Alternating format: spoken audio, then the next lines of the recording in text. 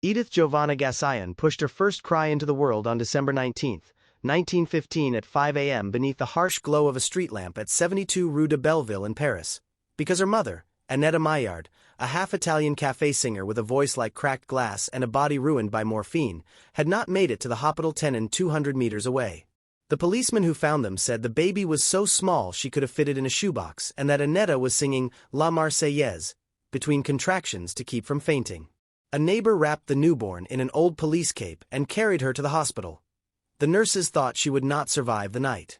She weighed barely 1.9 kilos, her skin was almost transparent, and her eyes were already enormous, black, burning. They baptized her Edith after Edith Cavell, the English nurse shot by the Germans the month before, because the war was everywhere, even in the naming of a child born in the gutter. Her father, Louis Alphonse Gassayan, a Norman street acrobat who could balance on one hand at the top of a ladder while drunk, was fighting in the trenches and did not meet his daughter until she was 2.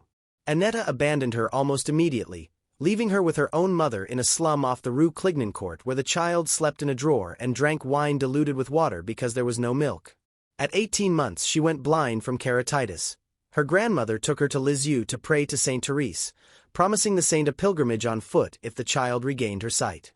On August 25, 1923, the day after the pilgrimage, Edith opened her eyes and saw the world for the first time. She never forgot the debt. Louis came home from the war in 1922, took one look at the filthy child, and handed her to his mother, Emma Said Ben Mohammed, who ran a brothel in Bernay, Normandy. There, among the girls who smelled of cheap perfume and kindness, Edith grew up eating at the kitchen table with prostitutes who taught her to read in dime novels and to sing in front of soldiers on leave. She called them Mies Tatas, and learned early that love was something you paid for with songs. At 7 she traveled with her father through France, Belgium, and northern towns, standing on a box in marketplaces while Louis contorted himself on the ground. She sang La Marseillaise in a voice so powerful that passers-by stopped, wept, and threw coins. By 9 she knew every café song from Paris to Lille and could make a crowd of drunks fall silent with a single note.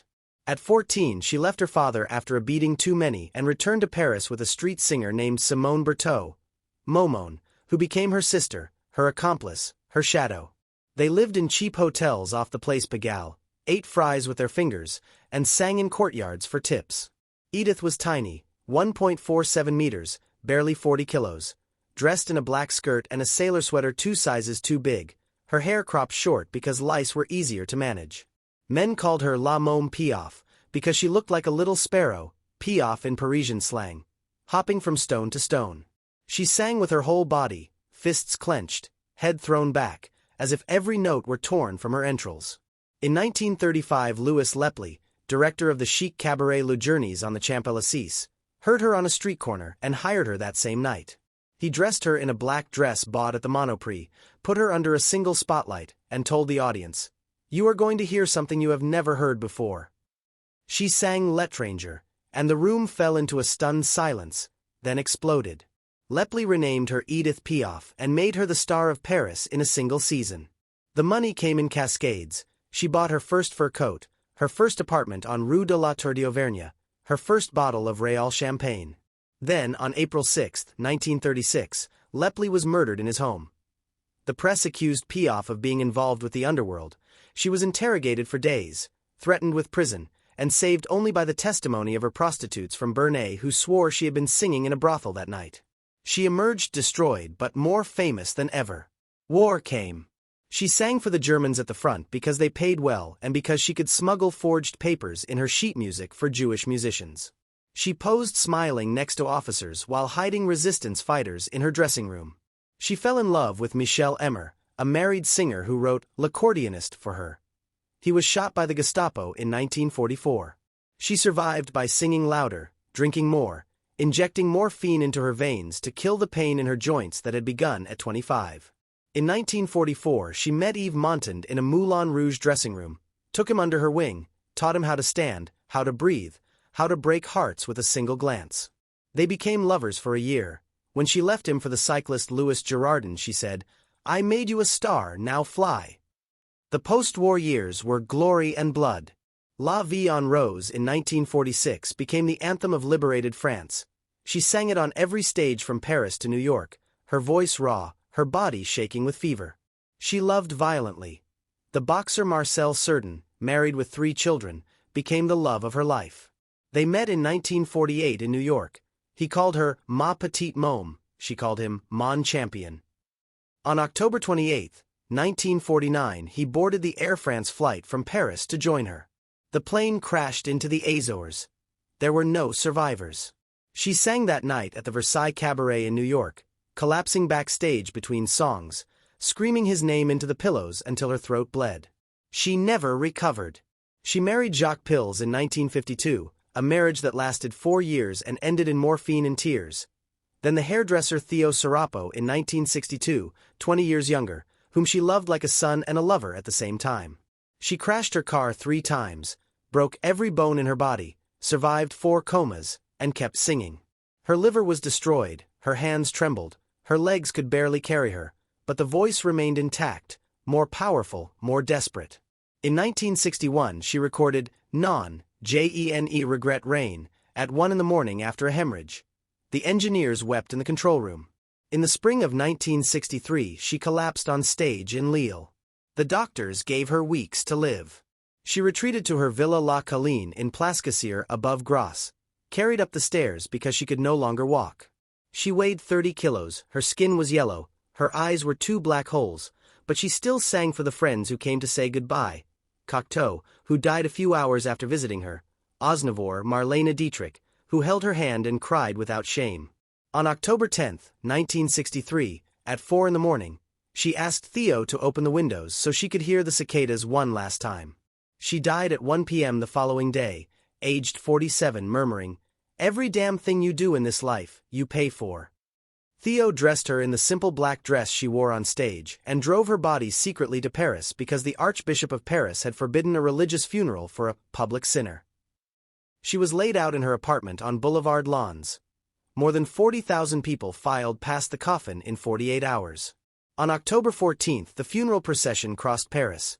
The streets were black with people who threw flowers and wept as if their own mother had died. She was buried at Père Lachaise beneath a simple stone that bears only her name.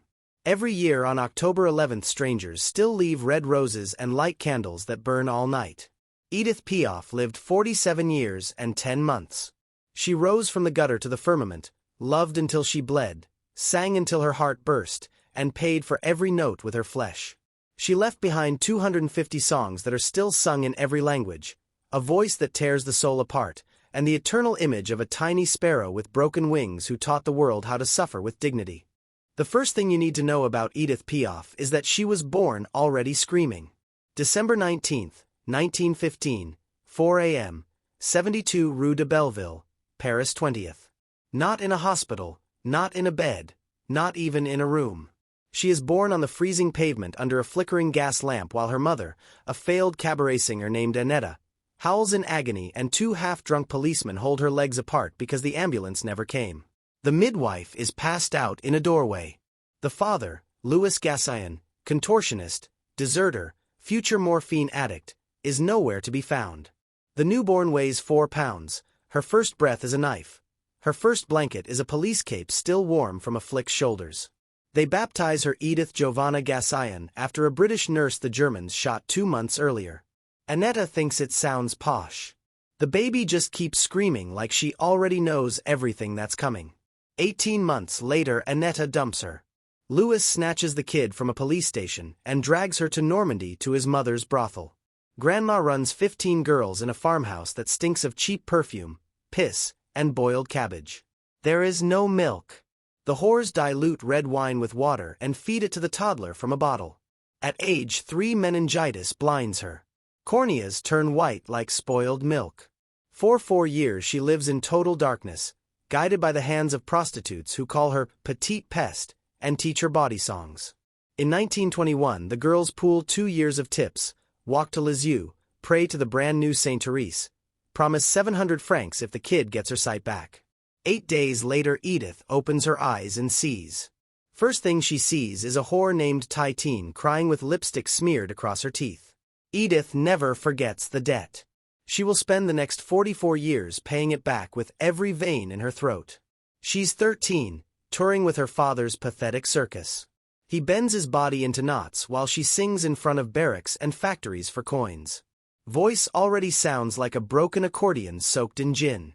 Soldiers throw money and obscene propositions. One night a legionnaire with a scar across his throat tells her, "You sing like someone's strangling you, kid. Never stop." She never does. Hey gal. She's 17, pregnant by a delivery boy named Louis DuPont, living in a 9th-floor maid's room that smells of mildew and fried onions. She sings in gutters for Sue.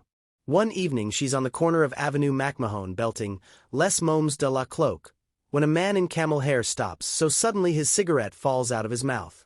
Louis Lepley, director of Le Journeys, the poshest cabaret on the Champs-Élysées. He stares at this 4'8" ragamuffin in a sweater full of holes and says, "You look like a scarecrow that learned to sing. Come tomorrow. Wear black." He renames her La Môme Piaf, the kid sparrow, because she's tiny, ugly, and hops from foot to foot like a bird about to take flight or die.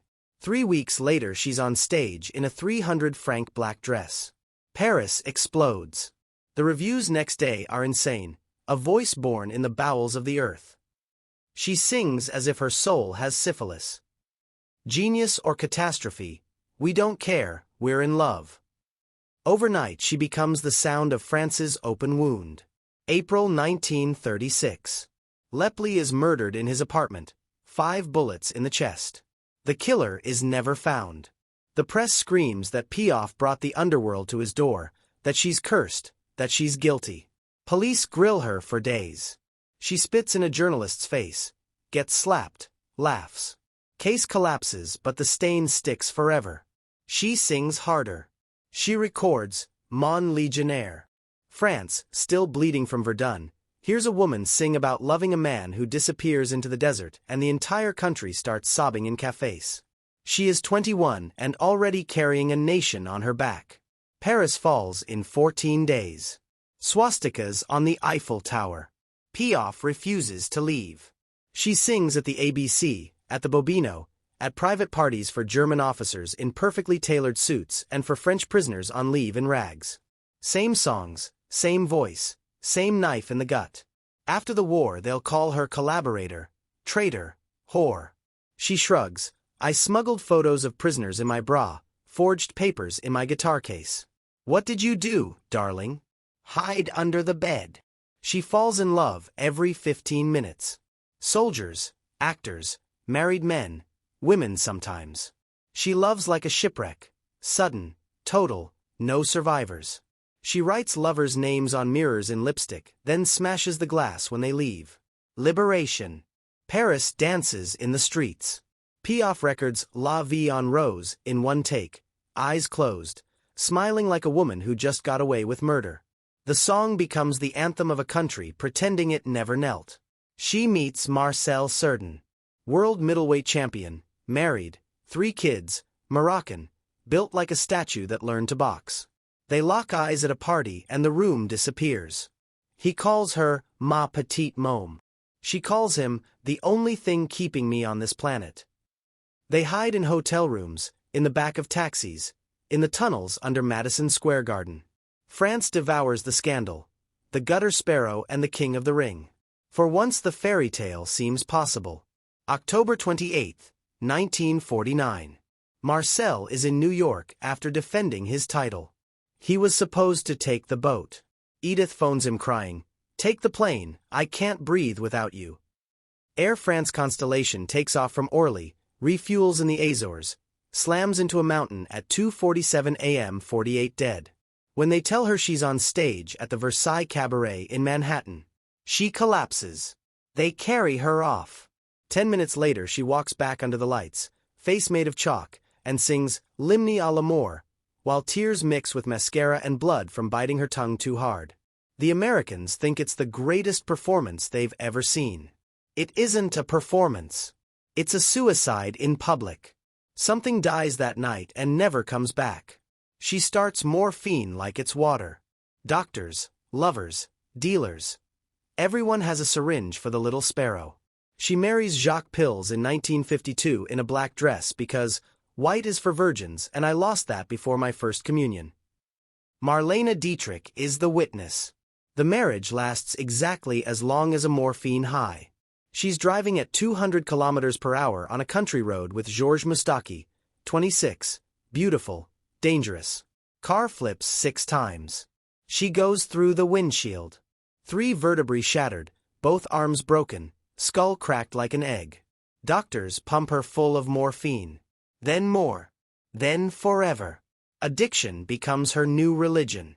She learns to sing with a needle in one arm and a microphone in the other. America discovers her. Carnegie Hall, 20-minute ovations. She records "Milord," 3 minutes of pure controlled hysteria. Frank Sinatra invites her to Hollywood. She sleeps with him once just to say she did, then forgets his face the next morning. First collapse on stage. Stockholm. Hemorrhage. They open her up 4 times. Liver looks like a war zone. She weighs 84 pounds. Doctors give her months. She records "Non, je ne regret rien" in one take, screaming the final chorus until blood drips from her nose onto the microphone. The engineer keeps the tape running. It becomes her epitaph. She buys a crumbling mansion in Boulogne, fills it with stray dogs, broken men, ghosts. She falls in love with Theo Serapo, 20 years younger, hairdresser turned singer, face of an angel. They marry. Press screams gigolo. She screams back, he's the only one who still wants this corpse. They sing duets on TV. France laughs. She smiles like a skull. She can barely walk. Legs swollen like balloons, heart in permanent arrhythmia. She records anyway, lying on a couch in the studio, vomiting blood between takes. The engineers cry. She tells them to shut up and turn the volume higher. They film La Foule at the Eiffel Tower. She's hoisted up in a cradle because stairs are impossible. Wind cuts like razors. She sings to the entire city, voice cracking, fur coat flapping like broken wings. Paris weeps below. The end arrives slowly, then all at once. January. Another collapse. Coma. They revive her. March. Liver fails completely. Skin turns yellow like old paper. June. She records her last song lying down, L'Homme de Berlin, voice barely a whisper but still sharper than any knife. September. She can't stand anymore. Theo carries her from bed to chair to car. October 9th. She demands to leave Paris. They drive south. She weighs 66 pounds. Arms are maps of needle tracks. Legs are tree trunks filled with water. She stares out the window and says, "I want to see the sea one last time." October 10th. Plascasir, villa above the Mediterranean. 1:17 p.m. She drags herself to the open window. No strength left for anything but the song. She grabs the iron railing with fingers like burnt twigs and screams, "Non, je ne regret rien" into the wind. No microphone. No orchestra.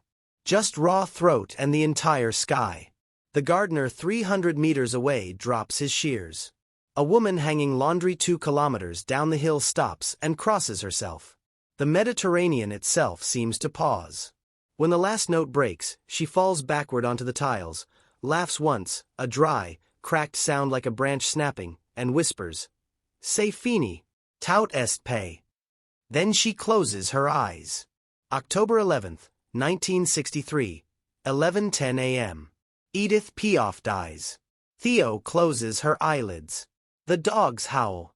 The sea doesn't make a sound. They smuggle the body back to Paris in secret because she always said she wanted to die in her city. The archbishop refuses a church funeral. Too many lovers, too many scandals, too much life. Doesn't matter. On October 14th, 1963, more than 100,000 people flood the streets from Boulogne to Père Lachaise. Traffic stops for hours. Old women in black throw roses that splatter on the hearse like blood. Young men who never heard her sing feel something rip open in their chest anyway. The grave is too small for the legend. They lower her in a simple black dress, no jewels, no flowers, just the body that once held the voice that held France. On the stone. Édith Piaf 1915 to 1963. And lower, almost invisible. Je ne regret rien. But the story doesn't end there. Because every night since, somewhere in the world, a street singer starts La Vie en Rose, and strangers stop walking. Old men remember nights they thought they'd forgotten. Young girls who've never known war suddenly feel tears on their cheeks for reasons they can't name. Because the little girl born on a pavement under a gas lamp learned something the rest of us still haven't. If you're going to burn, burn so bright that even 60 years after your ash, people still feel the heat. She never stopped screaming. She just changed worlds. And if you listen very carefully, right now, wherever you are, you can still hear her. Non, rain de rain. Non, gene regret rain. Karma vi, car amias joies. Aujourd'hui, oui, si commence avec toi. But it doesn't. It began with blood on a Belleville sidewalk. It ended with silence over the Mediterranean. And in between she tore the sky open and never closed it again. That's 15,000 words. That's Édith Piaf. That's all there is.